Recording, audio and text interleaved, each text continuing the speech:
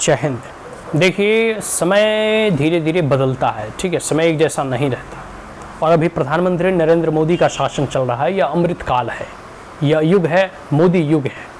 इसमें लोगों को जो है ना बिफिटिंग रिप्लाई देने की कला प्रधानमंत्री बखूबी जानते हैं।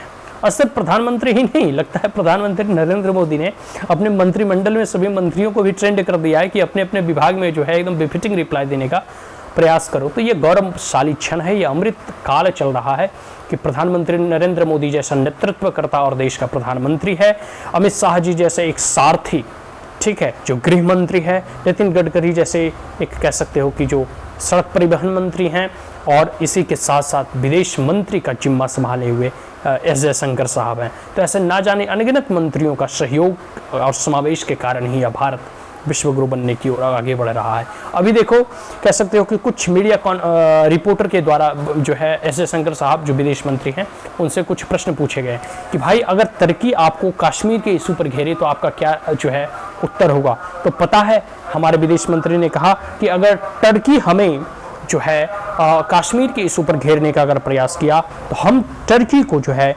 साइप्रस के इशू पर जो है घेरेंगे, ठीक है। इसी के साथ कनाडा अगर हमें खालिस्तान के इशू पर जो है घेरने का प्रयास किया तो हम कनाडा को क्यूबेक के इशू पर घेरेंगे। और चाइना अगर हमें जो है, ठीक है, किसी भी कश्मीर या कोई भी इशू पर जो है घेरने का अगर हमें चाइना प्रयास किया तो हम उसे तिब्बत के इशू पर जो है घेरने का प्रयास करेंगे। तो ये जो है बिफिटिंग रिप्लाई कि कैसे एक विदेश मंत्री इतनी प्रखर रूप से, इतनी क्रिस्टल क्लियर होकर जो है मीडिया रिपोर्टर को रिप्लाई करते हैं कि now we have also some agenda, ठीक है, हमारे पास भी एजेंडा है। अगर वो लोग हमें इस इशू पे, इस मैटर पे जो है अगर इशू अराइज करने का प्रयास करेंगे तो हमारे पास भी ये इशू है और हम भी उसे एराइज कर सकते हैं। कहते हैं ईंट का जवाब पत्थर से देना, वही हमारे अभी जो है विदेश मंत्री एस जयशंकर साहब जो है देने की बात कर रहे हैं। अब जैसे एक समय था कि पाकिस्तान जो है कैसे जैसे ताज होटल वगैरह पे अटैक कर दिया, तो वो मनमोहन सिंह का पीरियड था, वो कांग्रेस की पीरियड थी।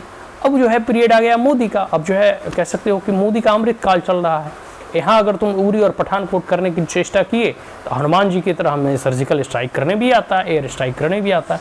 तो ये सारी चीज़ें हैं और प्रधानमंत्री नरेंद्र मोदी बिफिटिंग रिप्लाई के लिए जाने जाते हैं, प्रत्युत्तर के लिए देने के लिए जाने जाते हैं।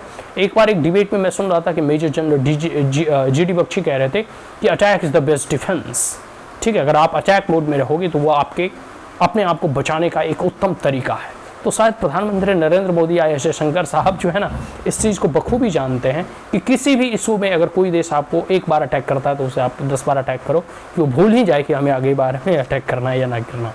तो जो तुर्की वगैरह हो या फिर जो कनाडा वगैरह हो या जो भी इनके चाइना वगैरह का जो षड्यंत्र है भारत की एकता, अखंडता और संप्रभुता पर को कह सकते हो आँच लगाने की, वो कभी भी उसमें कामयाब नहीं हो पाएंगे। और भारत सभी चीज़ों को अब बिफिटिंग रिप्लाई देने का प्रयास करता है।